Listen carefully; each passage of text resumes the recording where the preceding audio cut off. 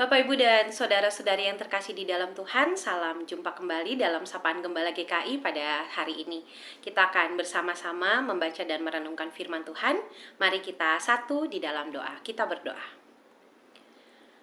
Tuhan yang baik, kami mengucap syukur untuk setiap anugerah Tuhan dalam kehidupan kami. Kekuatan, kesehatan yang terus Tuhan percayakan, kami mengucap syukur untuk itu.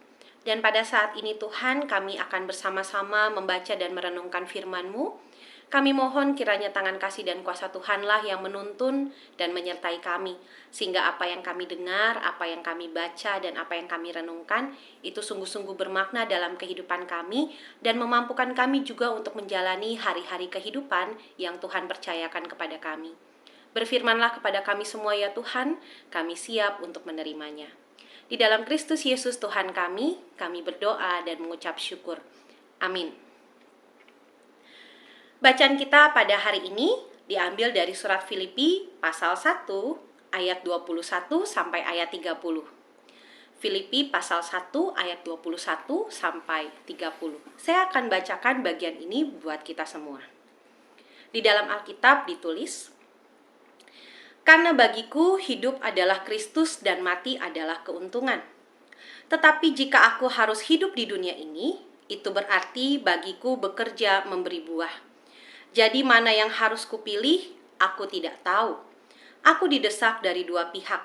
Aku ingin pergi dan diam bersama-sama dengan Kristus, itu memang jauh lebih baik. Tetapi lebih perlu untuk tinggal di dunia ini karena kamu. Dan dalam keyakinan ini taulah Aku akan tinggal dan akan bersama-sama lagi dengan kamu sekalian, supaya kamu makin maju dan bersukacita dalam iman, sehingga kemegahanmu dalam Kristus Yesus makin bertambah karena aku, apabila aku kembali kepada kamu.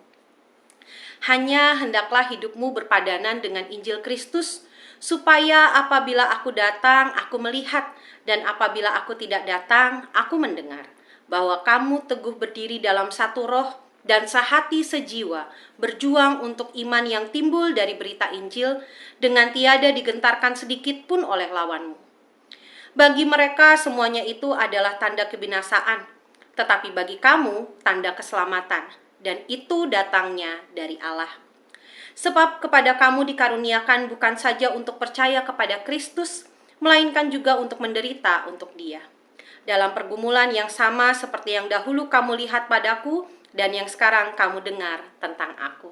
Demikianlah dasar pembacaan kita pada hari ini, dan kita akan merenungkannya bersama-sama. Bapak, Ibu, dan saudara yang terkasih di dalam Tuhan, respons manusia terhadap kematian dapat sangat bervariasi tergantung pada faktor-faktor seperti budaya, agama, pengalaman hidup, dan kondisi psikologis individu. Namun secara umum kematian dapat menimbulkan respons emosional yang kuat seperti kesedihan, kecemasan, ketakutan, dan juga trauma. Beberapa orang mungkin sedih dan kehilangan karena kepergian orang yang mereka cintai, sementara yang lain merasa takut atau cemas terhadap ketidakpastian atas keadaan yang mungkin terjadi setelah kematian. Namun banyak orang juga menemukan cara untuk berdamai dengan kematian dan memandangnya sebagai bagian dari siklus alamiah kehidupan. Beberapa agama dan kepercayaan spiritual mengajarkan pandangan tentang kematian sebagai transformasi atau perpindahan ke alam yang lain. Orang-orang mungkin mencari dukungan dari keluarga dan teman-teman atau melalui berbagai bentuk dukungan emosional dan terapi. Penting untuk diingat bahwa setiap respons manusia terhadap kematian dapat bervariasi dan tidak dapat diprediksi. Setiap individu memiliki cara unik untuk mengatasi dan merespons kematian, dan penting sekali untuk memberikan dukungan dan pengertian yang tepat sesuai dengan kebutuhan mereka. Hari ini kita mendengarkan firman Tuhan dari Filipi 1 ayat 21 sampai 30, dan Paulus menuliskan kata-kata yang sangat kuat tentang hidup dan kematian. Ia berkata, "Karena bagiku hidup adalah Kristus dan mati adalah keuntungan." Dalam kalimat ini Paulus menunjukkan kepada kita bahwa hidup hanya memiliki makna sejauh kita hidup untuk Kristus. Hidup kita tidak akan benar-benar bermakna kecuali kita hidup untuk Tuhan dan memuliakan Dia. Jadi jangan pernah membiarkan keinginan duniawi membutakan kita dari hal-hal yang benar-benar penting, yaitu hubungan kita dengan Tuhan. Paulus juga mengatakan bahwa mati adalah keuntungan. Ini bukan berarti kita harus mencari kematian atau menganggap hidup itu tidak berharga. Sebaliknya, itu berarti bahwa mereka yang hidup harus hidup untuk Kristus, dan kematian tidak menjadi sesuatu yang menakutkan atau memilukan. Karena kita tahu kita akan hidup bersama dengan Kristus selamanya. Kita harus memperjuangkan iman kita dengan penuh semangat dan keberanian.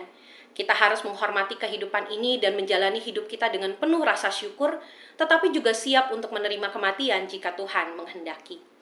Sebagai orang percaya, kita tidak perlu takut pada kematian karena kita tahu bahwa kita akan berada dalam kehadiran Tuhan selamanya. Jadi marilah kita hidup dengan penuh semangat dan menjalani hidup kita dengan maksud dan tujuan yang jelas. Marilah kita hidup untuk Kristus dan memuliakan Dia dalam segala hal yang kita lakukan. Dan jika saatnya tiba, mari kita siap untuk menerima kematian sebagai keuntungan karena kita tahu kita akan hidup bersama dengan Tuhan selamanya.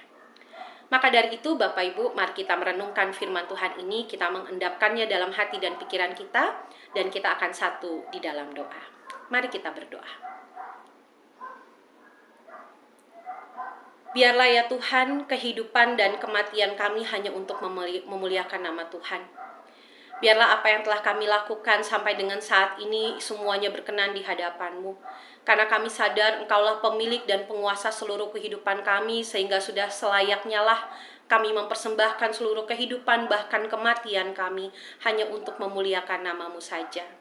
Kalau hari ini kami dipercayakan untuk kembali menjalani hari anugerah Tuhan, mampukanlah kami untuk bisa menjalaninya dengan sungguh-sungguh, dengan penuh makna, bahwa ini kami persembahkan hanya untuk kemuliaan nama-Mu ya Bapa.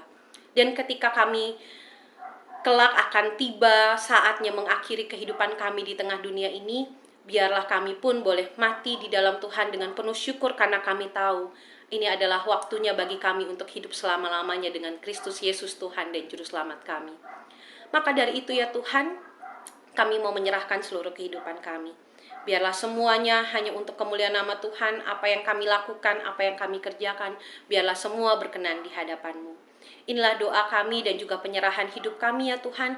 Kami mau naikkan doa ini seraya menyerahkan seluruh kehidupan kami hanya ke dalam tangan pengasihan-Mu. Di dalam Kristus Yesus Tuhan kami berdoa, memohon, dan mengucap syukur. Amin. Demikianlah Bapak, Ibu, dan Saudara sekalian, sapaan Gembala GKI pada hari ini. Terima kasih, sampai jumpa lagi. Tuhan Yesus memberkati.